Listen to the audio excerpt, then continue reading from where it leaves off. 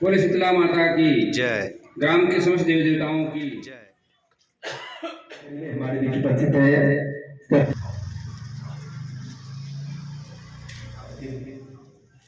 सभी सज्जनवृंदों को सादर प्रणाम और इस कार्यक्रम में आप सभी का स्वागत है। आइए पूजन अर्चन के पश्चात गुरुदेव दया करके मुझको अपना लेना, मैं शरण पड़ा तेरी, मैं शरण पड़ा तेरी, चरणों में जगह देना, गुरुदेव दया करके मुझको। नमस्कार दोस्तों, मिंटू व्लॉग चैनल में आपका स्वागत है। आज के व्लॉग में हम आपको ले चलते हैं गांधी चौक नरहरपुर, जहां पर निःशुल्क योग एवं प्राकृतिक चिकित्सा शिविर लगा हुआ है कि कुछ झलकियां हम आपको दिखाते हैं। और यहां बाहर से चिकित्सक वैद्य श्री राजेश कुमार शुक्ला जी, आयुष चिकित्सा अधिकारी पूर्व पतंजलि चिकित्सा भिलाई कांकेर एवं श्री उपेंद्र ठाकुर पारंपरिक वैद्य तथा श्री चंपूलाल सिन्हा पारंपरिक वैद्य उपस्थित थे। इस कार्यक्रम का आयोजक श्री कुंदन लाल साहू योग शिक्षा एवं शिविर प्रभारी INO जिला कांकेर है।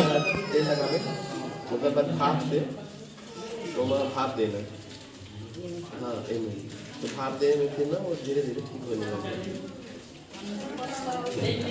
खाली अंडी पत्ता कर ले तो भी बहुत अच्छा है। लेकिन आप लोग का सबसे बड़ी क्या है, पतंजलि घूमे देते हैं और बच्चे को खाना छोड़ दिए, आप लोग खा लो, बच्चे खा लेंगे ऐसा नहीं है। अभी कम से कम 6-7 छोटे बच्चे को अपने सामने बिठा के लाइए। अभी बिना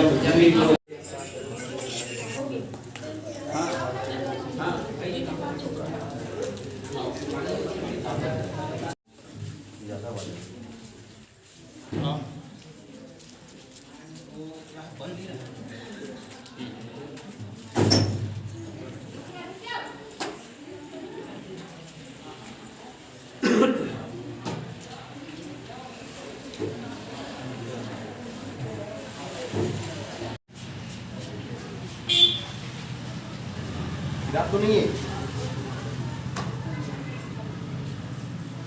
मुर्जो का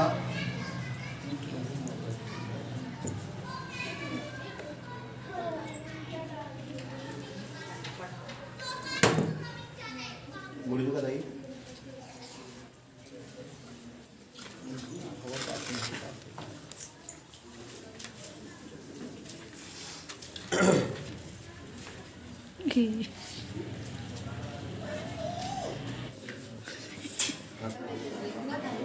ये साइड में दर्द है ना, वही साइड पर दोनों साइड झूमना है।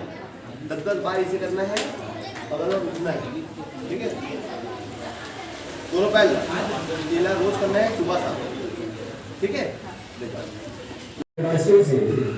यहाँ सभी इस निःशुल्क आरोग्य एवं परामर्श शिविर का लाभ लेने रोटी पैक कर रही है। बोला मम्मा मेरे 2 रोटी पैक करनी है, तो बोली कि मार्केट कैसे मेरे बैठ सकते। तो क्या बोलना कि मम्मा जो घर में सलाद रहे थे ना, वो सलाद चना, मम्मी को बोलना चना है, मूंग है, सोयाबीन है, अलसी है, हल्दी है, ये सब चीज़ मैं भिगा के रखा हूँ।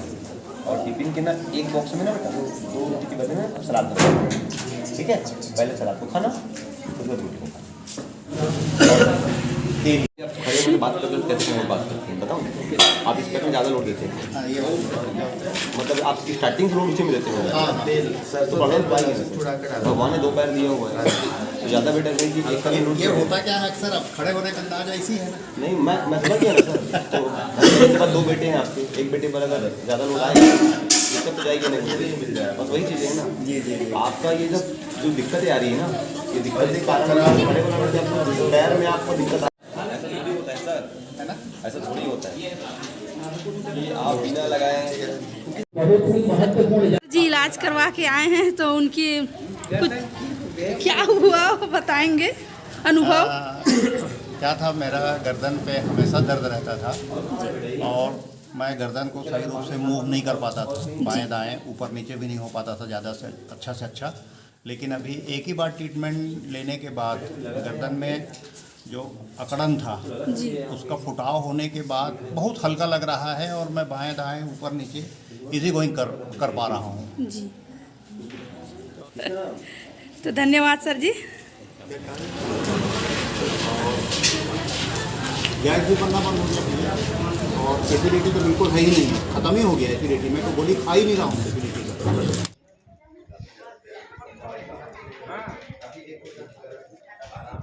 का। विद्यार्थी समझता हूँ, क्योंकि जीवन में सीखने की जो प्रक्रिया है वो अनवरत चलती रहती है। मृत्यु के अंदर सभी छोटे छोटे नन्हे मुन्ने बालक आप सभी इस कार्यक्रम में पधारे हैं। निश्चित रूप से आप सभी आयुर्वेद को बेहतर तरीके से समझ सकते हैं, जान सकते हैं। आज लोगों को आयुर्वेद पे विश्वास करने वाले लोगों की कमी है और आयुर्वेद को जानने वालों को, सीखने वालों की कमी है। तो दस्त है ना, तो इनके लिए जायफल जो है, इसका जो छिलका है ऊपर का, इसको घिस के पिला लेना है। अभी पिलाइए, आपका 10 मिनट से 15 मिनट में जो कि दस्त रुक जाएगा और दोबारा नहीं होगा, है ना।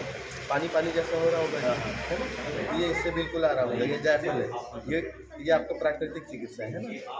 तो इसको घिस के पानी के साथ चटवा दीजिए इसको। घर के बड़े बुजुर्गों से जो दादी नानी बताया करते थे वही बातें मैं बताऊंगा, अपने से कोई एडिशनल चीजें नहीं बताने वाला हूँ। तो इसलिए आप सभी ध्यान दें, खासकर बच्चों को आजकल देखते हैं कि वो मैदे से बनी एक लंबी वाली, एक आपको दिखा रहा हूँ, जो त्रिकटु जिसको बोलते हैं। ये 3 कषाय कटु द्रव्यों का प्रयोग मिलकर होता है त्रिकटु चूर्ण। आपको आयुर्वेदिक दुकान में मिल जाता है। ये तीनों का खांसी में, सर्दी खांसी फ्लू वायरल में काफी अच्छा उपयोग है, तो इसका भी हम अच्छा उपयोग कर सकते हैं। और ये 3 कटु द्रव्य मिलकर त्रिकटु का निर्माण करते हैं। आपका सौंठ, काली मिर्च और पीपली। बहुत अच्छा रामबाण इसका उपयोग है। इसका पाउडर शहद के साथ में ले सकते हैं।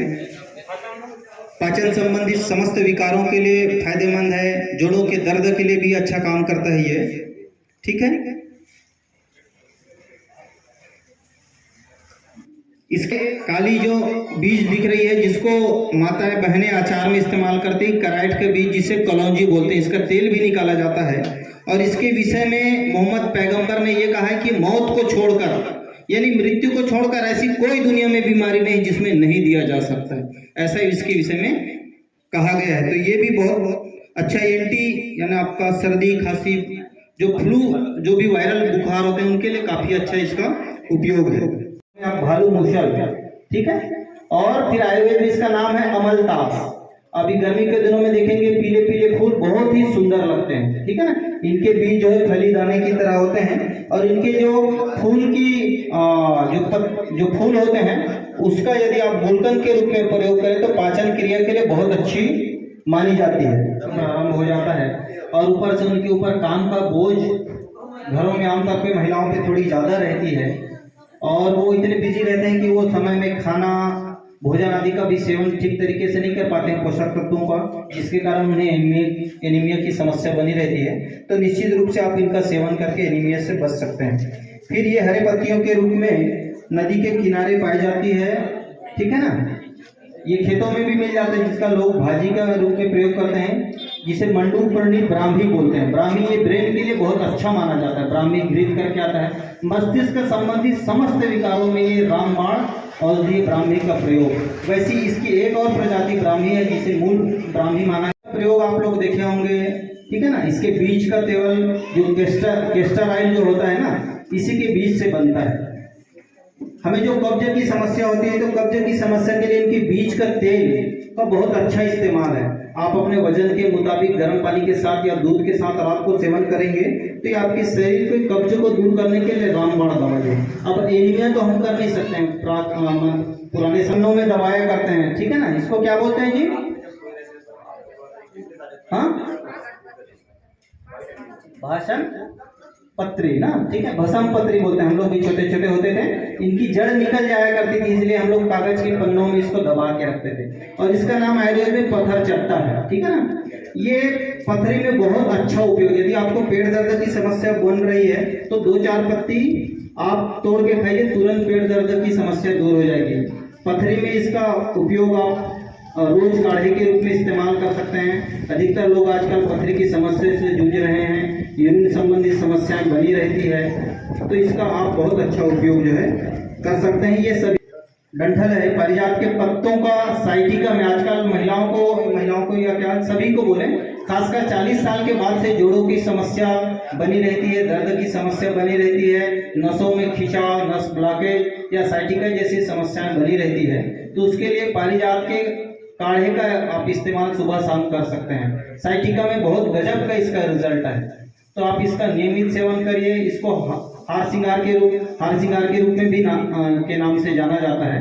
तो ये बोलते हैं किचन गार्डन में जैसे छोटे मोटे धनिया, मेथी, जीरा, ये सब किचन गार्डन के अंतर्गत आता है। और आसपास के वनस्पति भी ये पित्तज, कपज, ये 3 प्रकार के दोष जो होते हैं, जो हम कभी भी कुछ चीज खाते पीते हैं तो उससे प्रकोपित होता है। आपको बोलूँगा कि अभी आप तो पढ़ाई करते हैं ना सबके सब जनरली, तो पढ़ाई के हिसाब से मैं आप लोगों को इतना ही बोलना चाहूँगा कि बेटा बाहर की जो चीज़ें होती है ना, जो आप लोग खाते हैं, चिप्स, कुरकुरे, मैगी, चॉकलेट, खाते कि नहीं खाते हैं? सब खाते हैं ना, तो ज़्यादा प्रयास करो।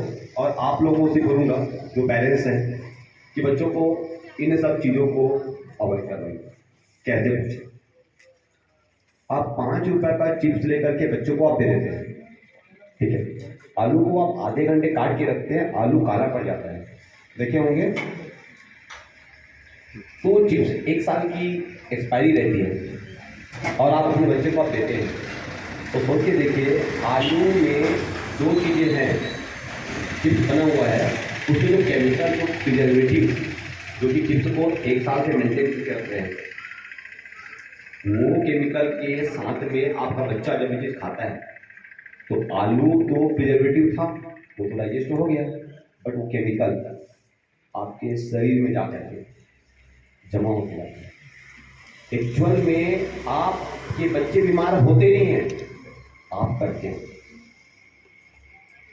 गांव में अक्सर हमने देखा है कि 3 साल 4 साल के जब बच्चे होते हैं, 2-3 चीज़ें हम देखे हैं कि बच्चों को, शहरी बच्चों और गांव के ग्रामीण बच्चों को हम अलग अलग हम डिफ्रेंशिएट करते हैं ना, तो आपको लगता है कि गांव के बच्चे थोड़ा सा कमज़ोर है और शहर के बच्चे ज़्यादा अच्छे हैं। ऐसा नहीं होता है, बच्चे सबके समान होते हैं, लेकिन आप लोगों में कुछ चीज़ें क्या होती है कि आप बच्चों को खाने देते हैं। आप खा लो, बच्चे जितना खाए उतना खाएंगे। 4-5 साल तक आप यही करते हो, करते हो कि नहीं करते हो? आपके घर में, हमारे भी घर, मैं भी गाँव से हूँ, वही काम करते हैं, थाली में निकाले बच्चे को दे दिए। बच्चे कितना खाते हैं, कितना गिराते हैं, उससे कोई मतलब नहीं है। क्यों? उसका आप बेस लाइन ही आप क्लियर नहीं करते हो। बच्चे को कम से कम 5-7 साल तक के आपके सामने बिठा के खिलाइए। जैसे मैंने चिप्स वाली बात बताई, आलू तो आपके बच्चे के बॉडी में डाइजेस्ट हो गया, बट वो केमिकल आपकी बॉडी में स्टोर हो गया। इसी कारण खास तौर से बच्चों में देखना कि ग्रोथ नहीं होती, ना मेंटल ग्रोथ होती है, ना मस्कुलर ग्रोथ होती है, बच्चे पढ़ाई में अच्छे नहीं होते हैं। आपने बोला कि बच्चे को टोबैको नहीं खानी चाहिए, स्मोकिंग नहीं करनी चाहिए, छोटे छोटे बच्चे करते, लेकिन आप वो चॉकलेट में तो कैफीन दे ही रहे हैं ना उसको। भाई कान यहाँ से पकड़ो या वहाँ से पकड़ो, आप कर क्या रहे हैं? बड़ों को बोलते हो आप अल्कोहल मत पीजिए, लेकिन बच्चे को आप क्या कर रहे हैं? केमिकल तो दे रहे हो। वो केमिकल किसी ना किसी रूप में आप बच्चे को दे रहे हैं, तो बच्चे की ग्रोथ उतना अच्छा होगा क्या? नहीं होगा। आप मैगी, कुरकुरे, चिप्स, बाहर की जितने भी चीज़ें हैं, ज़्यादा से ज़्यादा प्रयास कीजिए कि बच्चे को वो सब चीज़ ना दें। आपके बच्चे पढ़ाई में, खेलने कूदने में, सब कुछ में बहुत अच्छे रहते हैं। और बच्चों, आप लोगों को एक बात बताऊं, योग में अपने पेरेंट्स से बोलिए, घर में पर डे सुबह उठ आप त्राटका कीजिए। मानता हूं त्राटका हर किसी की बस की बात नहीं होती, लेकिन 10% भी करेंगे आप, 10% भी करेंगे। अपने बच्चों को आप समझाइए, बोलिए, सुबह नहला धुला करके मस्त बच्चे को अगरबत्ती पूजा पाठ करवा करके एक दिया जला लीजिए कुर्सी टेबल में, बच्चे को आप बोलिए 2 मिनट तक बेटा उसको कंसंट्रेट करो, उसी को देखो बिना पालक झपता है, आपके बच्चे की माइंड बहुत अच्छा हो जाएगा पहले। और एक चीज और योग के बारे में आता हूँ, आप लोग मेरे ख्याल से आयोग को आप सभी जानते हैं, यहाँ पर आए हुए सारे लोग जानते हैं, लेकिन अभी तक मैंने देखा, हालांकि ऐसा मुझे नहीं बोलना चाहिए, लेकिन जिस वे में योग चल रहा है तो मुझे इतना लग रहा है तो लोग करते हैं, लोग सुबह उठते हैं अपना योगा में उठाते हैं और चले जाते हैं योगा करने। आप लोग सबको बोल रहा हूँ बेटा, अगर योग करनी है तो योग करने से पहले आपको पहले नहा धो करके फ्रेश हो करके पूजा पाठ करके योग करने जाना चाहिए। योग के 8 नियम होते हैं ना, यम नियम, आसन, प्राणायाम, ध्यान, धारणा, समाधि। तो हम लोग सिर्फ आसना बस योग नहीं होता है। यहाँ पे लोगों में एक गलत चल रही है, आसना मतलब योग, प्राणायाम मतलब योग।